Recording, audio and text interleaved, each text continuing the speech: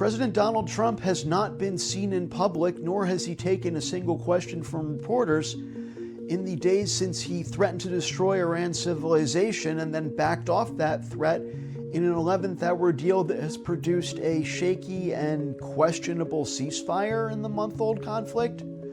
But White House Press Secretary Karoline Leavitt did brief reporters yesterday, one day after the announcement of that deal. I was there for The Independent, and I pressed her on the president's threat to destroy Iran's civilization and contrasted that with then-President George W. Bush's claim that the U.S. invasion of Iraq in 2003 was a war against the Iraqi government, not the Iraqi people.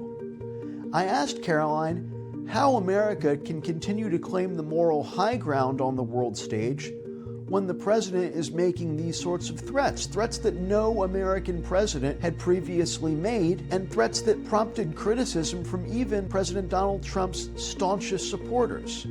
Here's what she said. Andrew, I think you should take a look at the actions of this president over the course of the past 6 weeks and the actions of our brave men and women in our United States military who have taken out essentially taken out the military of a rogue Islamic regime that has chanted death to America for 47 years, that has killed and maimed thousands of American soldiers over the course of the last 5 decades. The president absolutely has the moral high ground over the Iranian terrorist regime, and for you to even suggest otherwise is frankly insulting. With all due respect, Karoline, Go ahead. with all due respect, Go ahead. there is... Just given what we've... Karoline's response didn't really answer the question. She called the question insulting, and in a response to another reporter who followed up, suggested that I and other members of the press had been saying that Iran had the moral high ground in this conflict, which is ridiculous and is not what I said, it's not what my colleague said.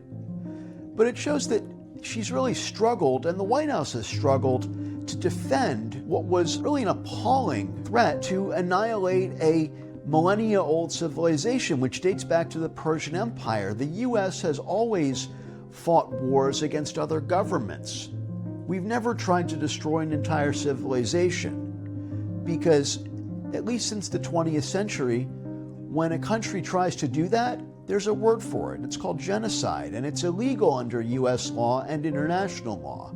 But that hasn't stopped the president from threatening to commit what most would consider to be war crimes, though the White House has denied that this would ever be the case and says that U.S. troops will always operate lawfully.